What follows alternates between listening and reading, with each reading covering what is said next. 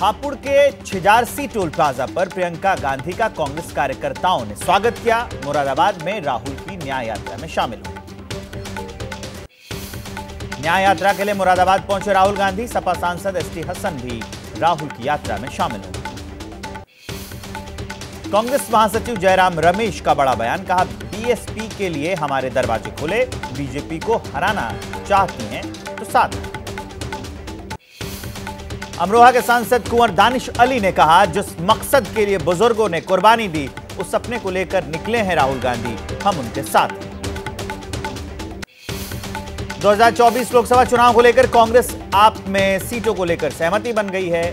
अब से कुछ देर के बाद प्रेस कॉन्फ्रेंस होगी। मुरादाबाद से एसपी सांसद एसटी हसन ने कहा, बीजेपी बढ़ा रही है सामाजिक दूरियां, बोले शरीयत में दखलंदाजी नहीं मानेंगे। बसपा सुप्रीमो मायावती के सवाल पर दानिश अली ने एबीपी न्यूज से कहा, पूरे विपक्ष को एकजुट होकर बीजेपी को हराना चाहिए। बिहार के डिप्टी सीएम सम्राट चौधरी ने राहुल गांधी पर देश लूटने का आरोप लगाया। राहुल पर भी निशाना साधा, कहा कि नीतीश संजीवनी देते। मध्य प्रदेश में भारत जोड़ो न्याय यात्रा में शामिल होंगे वरिष्ठ नेता कमलनाथ। 2 से 6 मार्च तक यात्रा गुजरने के दौरान उसमें हिस्सा लेंगे। सहकारिता को आज पीएम मोदी देंगे एक बड़ी सौगात। दुनिया की सबसे बड़ी अन्न भंडारण योजना के पायलट प्रोजेक्ट का उद्घाटन करेंगे। 500 गोदामों का शिलान्यास भी करेंगे पीएम मोदी। विकसित भारत विकसित छत्तीसगढ़ कार्यक्रम को संबोधित करेंगे। 34,400 करोड़ रुपए की विकास परियोजनाओं की शुरुआत भी होगी। लोकसभा चुनाव को लेकर बीजेपी की बैठक, आज राज्यों के प्रभारियों और सह प्रभारियों के साथ बैठक करेंगे जेपी नड्डा। लोकसभा चुनाव की तैयारियों को लेकर मंथन होगा। यूपी को लेकर आज अमित शाह, सीएम योगी और दोनों डेप्यूटी सीएम के साथ बैठक होगी। एमएलसी और लोकसभा चुनाव की तैयारियों पर चर्चा करेंगे। राज्यसभा चुनाव को लेकर विधायकों संग बैठक करेंगे अखिलेश यादव। यूपी में 10 सीटों पर 11 उम्मीदवार, 27 फरवरी को मतदान। राज्यसभा चुनाव में बीजेपी उम्मीदवार का साथ देंगे राजा भैया। सूत्रों के हवाले से खबर, बीजेपी ने लोकसभा चुनाव में राजा की पार्टी के दावे पर विचार करने का भरोसा दिया। किसानों का आंदोलन जारी, आज देश भर में शुभकरण सिंह सहित 4 शहीद किसानों की स्मृति में कैंडल मार्च निकालेंगे। किसान आंदोलन पर बोले इमरान मसूद, कहा सरकार किसान के साथ कर रही है छल, किसान समझ चुका है, अब बहकावे में नहीं आएगा, अब जनता चुनाव में इसका जवाब देगी। यूपी कांग्रेस के अध्यक्ष अजय राय ने कहा, किसान आंदोलन में मारे गए लोगों पर खड़े होकर जयंत चौधरी ने बीजेपी को समर्थन दिया। जयंत चौधरी के निर्णय से किसान नाराज।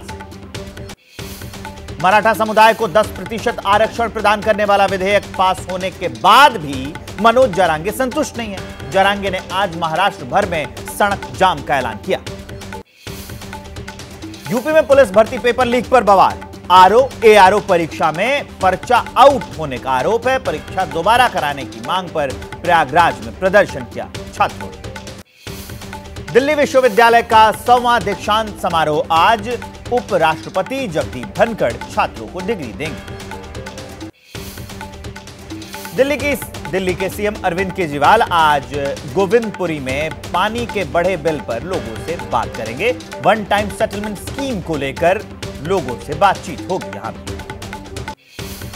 मनी लॉन्ड्रिंग मामले में आम आदमी पार्टी के विधायक अमानतुल्लाह खान की जमानत याचिका पर राउज एवेन्यू कोर्ट में होगी सुनवाई। खान पर दिल्ली वक्फ बोर्ड में अवैध हायरिंग और संपत्तियों को लीज पर देने का आरोप। दिल्ली शराब नीति मामले में गिरफ्तार संजय सिंह के करीबी सर्वेश मिश्रा और अमित अरोड़ा की जमानत याचिका पर सुनवाई है आज। राउज एवेन्यू कोर्ट आज फैसला सुनाएगा। दिल्ली चलो आंदोलन पर किसान नेताओं ने कहा, अगले कदम के बारे में 29 फरवरी को लेंगे फैसला। शंभू और खनौरी बॉर्डर पर किसान डटे हुए। आपको सीधे लिए चलते हैं उत्तर प्रदेश के मुरादाबाद में। राहुल गांधी की भारत जोड़ो न्याय यात्रा चल रही है और वहां पर हमारे संवाददाता जैनेंद्र आपको दिख रहे हैं पल पल का अपडेट देने के लिए। क्या चल रहा है मुरादाबाद में जैनेंद्र, ओवर टू यू। बिल्कुल, मुरादाबाद से राहुल गांधी की भारत जोड़ो न्याय यात्रा शुरू हो गई है। दूसरा चरण है ये उत्तर प्रदेश में, चंदौली से पहले कानपुर तक और अब मुरादाबाद से आगरा तक के लिए राहुल गांधी की यात्रा निकल चुकी है और पहली बार प्रियंका गांधी, कांग्रेस की राष्ट्रीय महासचिव और उत्तर प्रदेश की पूर्व प्रभारी, वो राहुल गांधी के साथ इस यात्रा में शामिल हो रही हैं। तस्वीरें आप देख सकते हैं मुरादाबाद की हैं। मुरादाबाद में फिलहाल एक रोड शो चल रहा है। खुली जीप में राहुल गांधी और उनके साथ उनकी बहन प्रियंका गांधी मौजूद हैं और मुरादाबाद की सघन बस्ती के इलाके से होती हुई ये पदयात्रा आगे की तरफ बढ़ रही है। तकरीबन 3 से 4 किलोमीटर का ये रोड शो है जो कि मुरादाबाद से निकाला जा रहा है।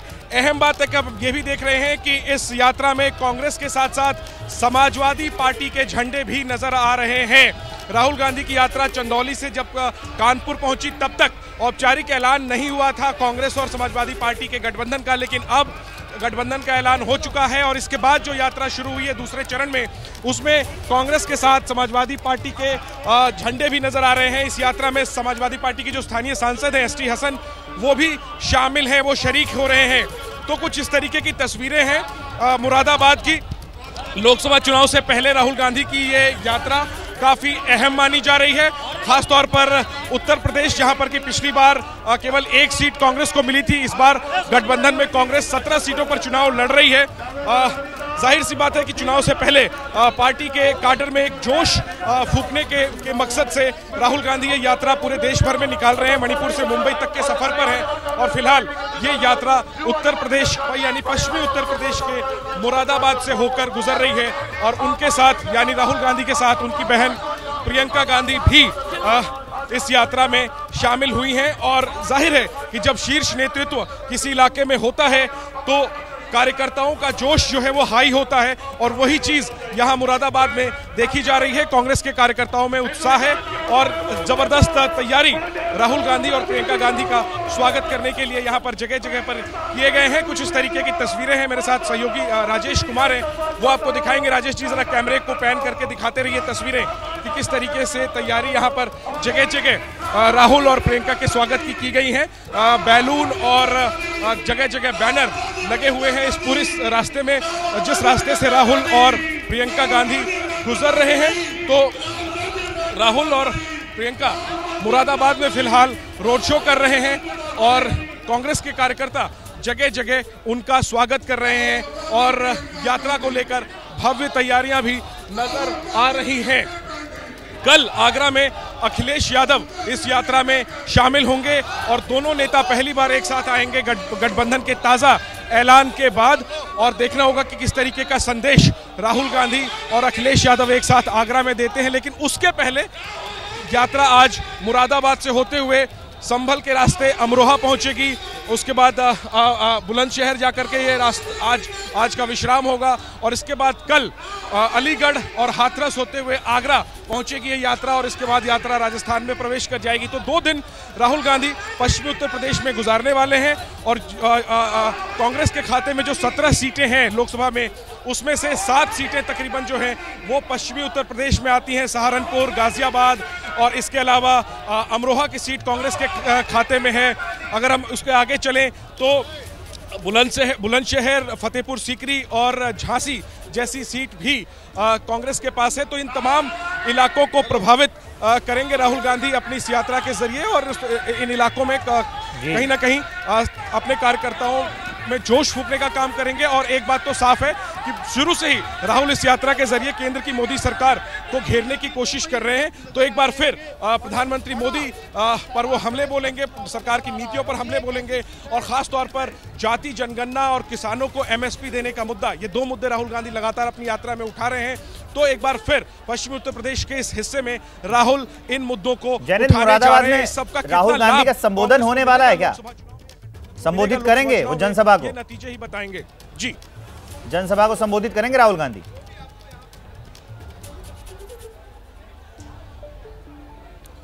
बिल्कुल विवेक, आज एक जनसभा मुरादाबाद में प्रस्तावित है, नुक्कड़ सभा हालांकि उसको आप कह सकते हैं, एक सभा जो है वो अमरोहा में प्रस्तावित है। तो पूरी यात्रा में राहुल जो है वो सीधा संवाद, सीधा संपर्क कर रहे हैं लोगों के साथ।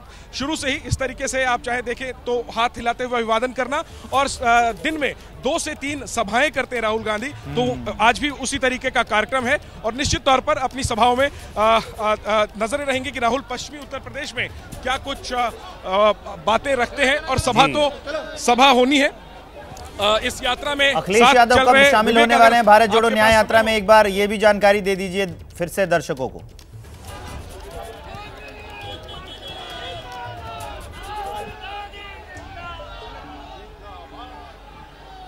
विवेक अपना सवाल दोहराएंगे आप? अखिलेश यादव भारत जोड़ो न्याय यात्रा में कब शामिल होने वाले हैं, एक बार जरा दर्शकों को ये जानकारी भी दे दीजिए अपनी तस्वीरें मुरादाबाद की दिखाते हुए। बिल्कुल बिल्कुल बिल्कुल। अखिलेश यादव कल आगरा में राहुल गांधी के साथ इस यात्रा में शामिल होंगे, और दोनों नेता का एक साझा रोड शो, जैसे ही तस्वीर आप अभी देख रहे हैं कि राहुल और प्रियंका एक रोड शो कर रहे हैं मुरादाबाद में, वैसी तस्वीर आपको आगरा में कल नजर आएगी। अखिलेश और राहुल गांधी साझा रोड शो करेंगे और एकजुटता का संदेश देंगे। सहकारिता के कार्यक्रम में पीएम मोदी ने दुनिया से सबसे बड़े अनाज भंडारण योजना की शुरुआत की है, जिसके बाद पीएम मोदी कार्यक्रम को संबोधित कर रहे हैं। सीधे आपको वहीं ले चलते हैं। जीवन यापन से जुड़ी एक सामान्य व्यवस्था को बड़ी औद्योगिक क्षमता में बदल सकता है। ये देश की अर्थव्यवस्था के, खासकर ग्रामीण और कृषि से जुड़ी अर्थव्यवस्था के कायाकल्प का एक प्रामाणिक तरीका है। एक अलग मंत्रालय के जरिए हम देश के इस सामर्थ्य को और कृषि क्षेत्र की बिखरी हुई इस ताकत को ही एकत्र करने का भी ये भगीरथ प्रयास है।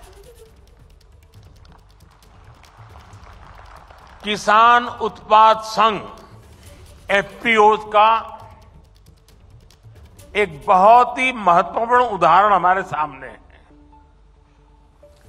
एफपीओ के माध्यम से आज गांव के छोटे किसान भी उद्यमी बन रहे हैं, अपने उत्पादों को विदेशों तक निर्यात कर रहे हैं।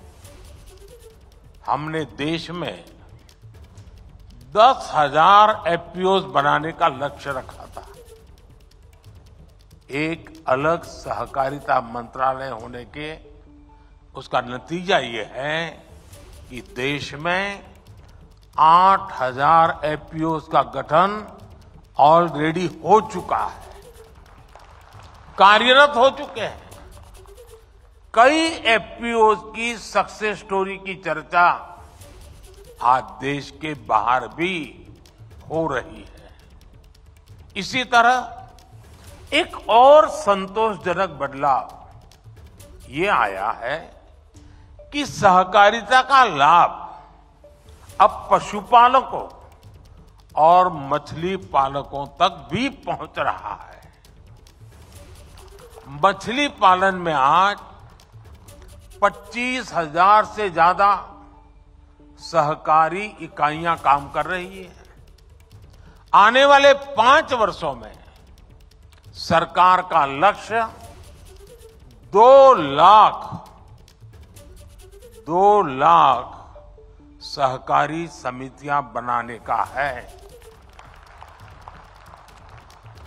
और इनमें एक बड़ी संख्या फिशरीज सेक्टर की सहकारी समितियों की भी होने जा रही है। साथियों, सहकारिता की ताकत क्या होती है, गुजरात में मुख्यमंत्री के रूप में मैंने इस ताकत को अनुभव किया है।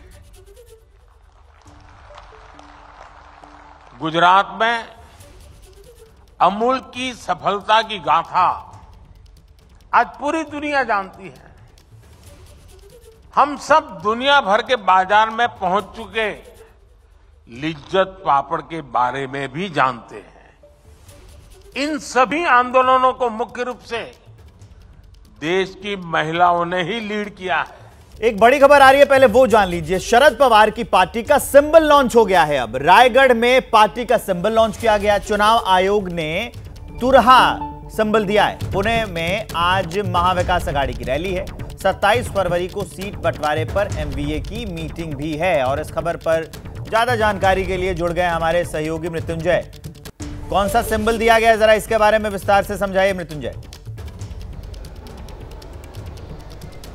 जी बिल्कुल, देखिए जिस प्रकार से एनसीपी में विघटन हुआ और उसके बाद से शरद पवार का जो गुट है एनसीपी का, उसे चुनाव आयोग ने एक नया चुनाव चिन्ह दिया परसों रात को। और ये चुनाव चिन्ह है तुतारी। महाराष्ट्र में इसे तुतारी बोलते हैं और हिंदी में तुरहा बोलते हैं। ये एक वाद्य यंत्र है। और अगर इस चुनाव चिन्ह की बात करें तो ये शिवाजी महाराज के शासनकाल में सबसे प्रसिद्ध वाद्य यंत्र हुआ करता था, क्योंकि ये प्रतीक होता था किसी के आगमन का, किसी के कार्यक्रम के शुरुआत का, या छत्रपति शिवाजी महाराज के कार्यक्रमों में जब भी कोई कार्यक्रम की शुरुआत होती तो इस वाद्य यंत्र का को उपयोग में लाया जाता था। तो इसे तुतारी महाराष्ट्र में कहते हैं, हिंदी में इसे तुरहा कहते हैं। इसका लॉन्च परसों चूंकि चुनाव आयोग ने एक पत्र के जरिए इसे दिया और आज रायगढ़ गए हुए थे शिवाजी महाराज के जन्मस्थली पर, उनके किले पर। और वहाँ पर किले पे एक लोगों के कंधे पर बैठकर, एक जो कंधे पर चलकर, वो काफ़ी ऊंचाई पर जगह है किले की, वहाँ पर गए और वहाँ पर अपने इस चुनाव चिन्ह को, यानी वाद्य यंत्र तुतारी को, तुरहा जिसे कहते हैं, इसे लॉन्च किया। इससे पहले चुनाव आयोग ने पार्टी को कहा था कि नए सिंबल के लिए आवेदन करें। कई प्रकार के आवेदन किए गए थे, कई सिंबल के लिए। कुछ उसमें सिंबल जो है आक्रामक पाए गए, तो ऐसे पर चुनाव आयोग ऐसे सिंबल नहीं देता है। लेकिन एक सांस्कृतिक पहचान वाला एक तुतारी या तुरहा, ये चुनाव चिन्ह शरद पवार को मिला है। वहीं आज एक बहुत महत्वपूर्ण दिन है, खास करके इंडिया गठबंधन के लिए, महाराष्ट्र विकास आघाड़ी के लिए।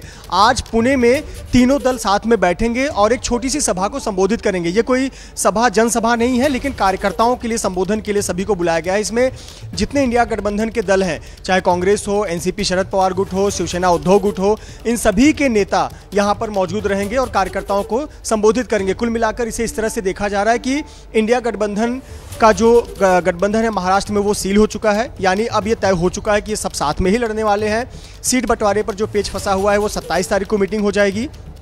और कहीं ना कहीं आज जब कार्यकर्ताओं को एक साथ सामूहिक संबोधन किया जाएगा, तो कुल मिलाकर इसे हम कह सकते हैं कि महाराष्ट्र में चुनावी बिगुल इंडिया गठबंधन की तरफ से बच चुका है और एक सामूहिक जो सभा से संबोधन होता है उसकी शुरुआत हो चुकी है। तो आज इंडिया गठबंधन के नजरिए से दो बड़ी बातें हो रही हैं। एक तो ये नया चुनाव चिन्ह मिल गया है और उसको लॉन्च भी कर दिया है शरद पवार ने, और दूसरी तरफ 3 बजे दोपहर को पुणे में एक जनसभा को संबोधित इंडिया आप हमारे साथ रहिए बने हुए। इस बीच आप देखिए कि कांग्रेस और आम आदमी पार्टी की ज्वाइंट प्रेस कॉन्फ्रेंस सीट बंटवारे के बाद सामने आ रही है। हम उसकी तस्वीरें हम दिखा रहे हैं आपको। तो आम आदमी पार्टी और कांग्रेस की साझा प्रेस कॉन्फ्रेंस कुछ ही देर में होगी। अपने अपने पक्ष रखे जाएंगे, क्योंकि लगातार कयास लगाए जा रहे थे। ये सवाल भी पूछा जा रहा था कि इंडिया गठबंधन में दिल्ली के अंदर आम आदमी पार्टी और कांग्रेस के बीच में बात बनेगी कि नहीं बनेगी, क्योंकि जैसे नेताओं के बयान सामने आ रहे थे, जिस तरह से उठापटक की खबरें सामने आ रही थी, उस तरह से तो राह काफी मुश्किल लग रही थी। लेकिन अब फाइनली खबर निकलकर सामने ये आई कि आम आदमी पार्टी और दिल्ली में कांग्रेस के बीच में सीट गठबंधन को लेकर बातचीत हो गई, फाइनल हो गई। अब उसी का ऐलान करने के लिए, उसी पर आधिकारिक बयान देने के लिए, उसी पर अपना पक्ष रखने के लिए कांग्रेस और आम आदमी पार्टी के नेता सामने आए हैं इंडिया के बैनर तले। अब वो बताएंगे कि किन किन सीटों पर बातचीत जो है वो फाइनल हुई है। किन सीटों पर, जो सूत्रों के हवाले से खबर है उसके हिसाब से अभी तक ये है कि जो दिल्ली में 7 सीटें हैं उनमें आम आदमी पार्टी 4 सीटों पर नई दिल्ली, पूर्वी दिल्ली, पश्चिमी दिल्ली और दक्षिणी दिल्ली पर अपने उम्मीदवार उतारेगी। उधर जो कांग्रेस है वो उत्तर पूर्व दिल्ली, चांदनी चौक और उत्तर पश्चिम दिल्ली में अपने अपने कैंडिडेट जो हैं वो उतारेगी। इसमें सिर्फ दिल्ली ही नहीं, और भी जब आम आदमी पार्टी और कांग्रेस अपना पक्ष रख रहे होंगे तो बाकी राज्य जो हैं वहां पर भी कैसे सीटों का बंटवारा हुआ है, जैसे दिल्ली में, हरियाणा में, गुजरात और चंडीगढ़ में, उस पर भी अपनी बात रखी जाएगी। प्रेस कॉन्फ्रेंस की शुरुआत हो गई है, एक बार सुनते हैं, फिर आगे की जानकारी मैं आपको दे दूंगा। संदीप पाठक जी, आतिशी जी, सौरभ,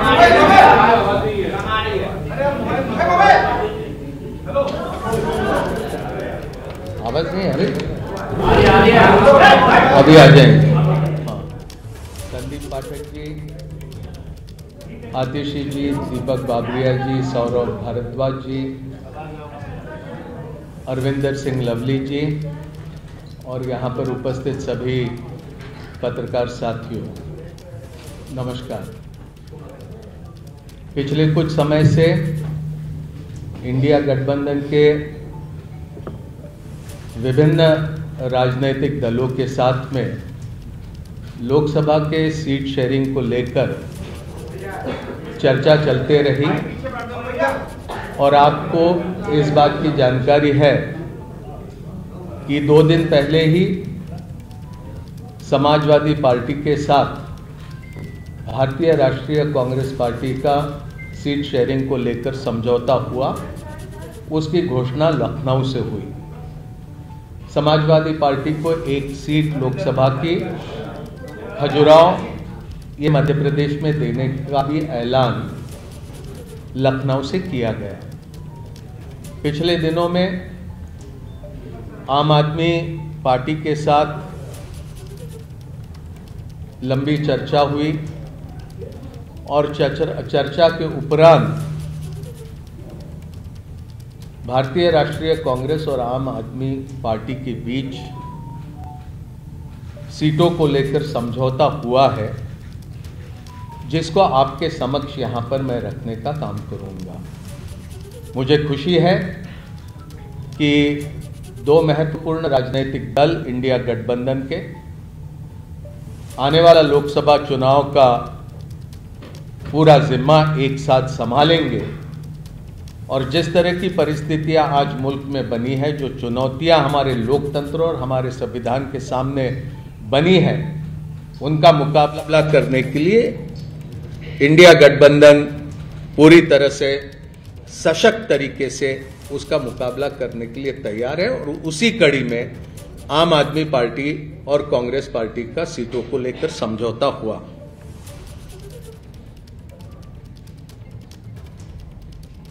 दिल्ली लोकसभा में 7 सीटें हैं। आम आदमी पार्टी 4 पे लड़ेगी। वो 4 सीटें नई दिल्ली, वेस्ट दिल्ली, साउथ दिल्ली और ईस्ट दिल्ली।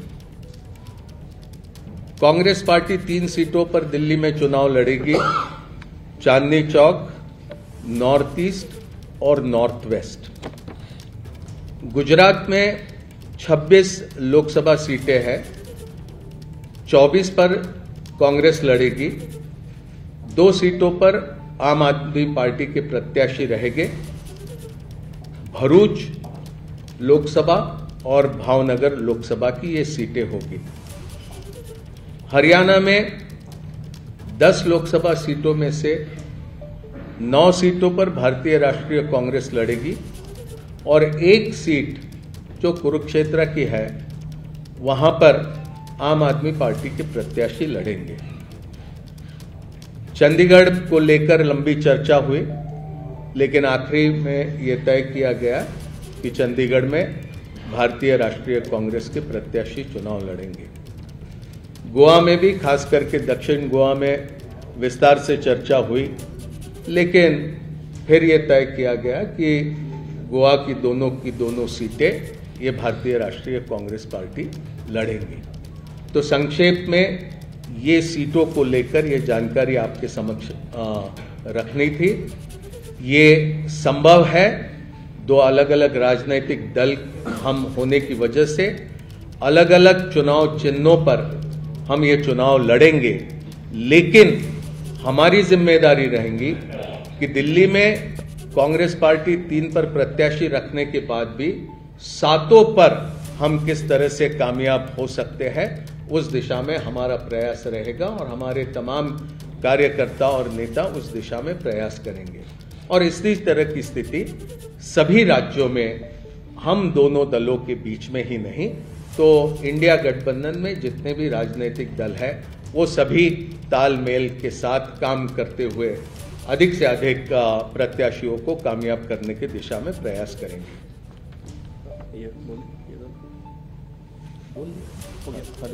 चंडीगढ़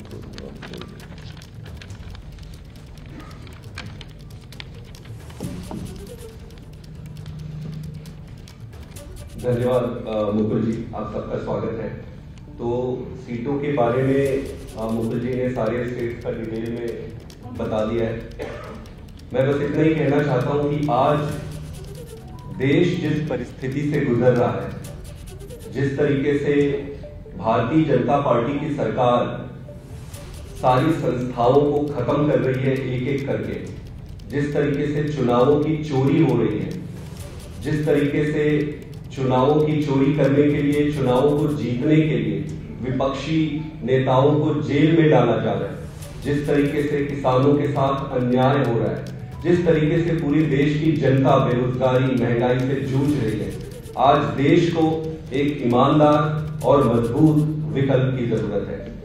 इसी को ध्यान में रखते हुए और अपने स्वयं के राजनीतिक छोटे छोटे बड़े छोटे हितों को दरकिनार करके देश के हितों को सामने रखकर इस गठबंधन में आए हैं।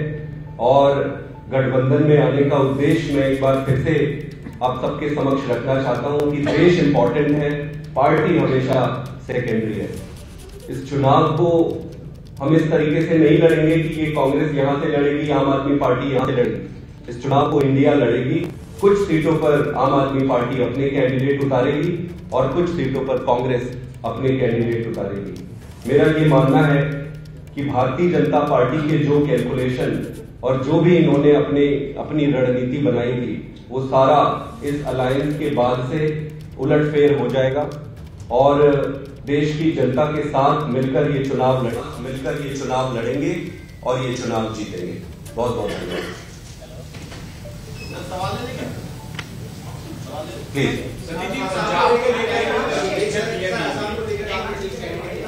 पंजाब में दोनों पार्टियों ने म्यूचुअली ये तय किया है कि अलग अलग चुनाव लड़ेंगे।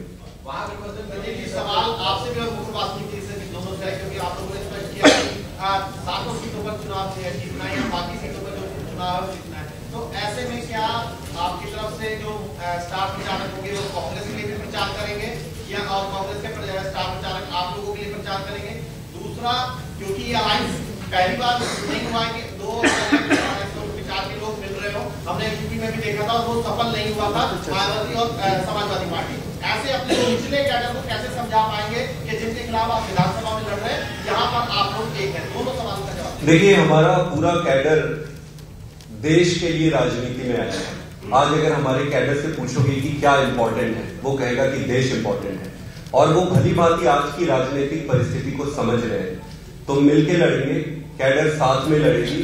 और रहा सवाल कैंपेन के छोटे छोटे जो प्रश्न आपने पूछे हैं, वो सारा मिलके जब स्ट्रैटेजी बनाएंगे तो उस पर डिस्कस करेंगे।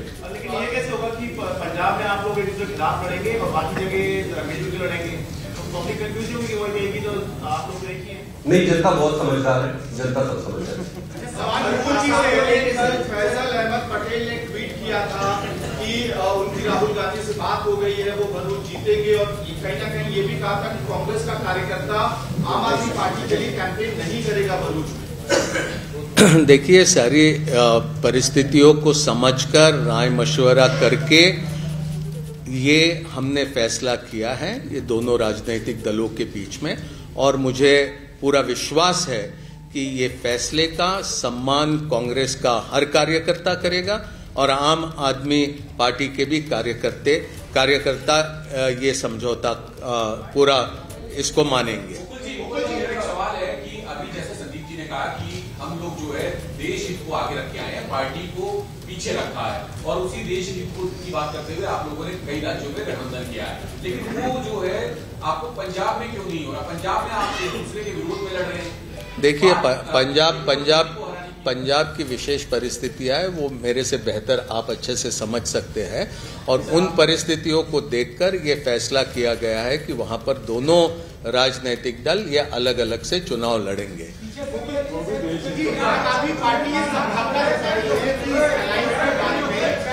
अरविंद केजरीवाल की मुश्किलें बढ़ेगी अगर ये अलायंस हुआ। आम आदमी पार्टी ने इसको प्रेस कॉन्फ्रेंस भी की थी। कांग्रेस इसे कैसे देखती है कि अरविंद केजरीवाल की मुश्किलें बढ़ेगी सीबीआई और ईडी को लेकर?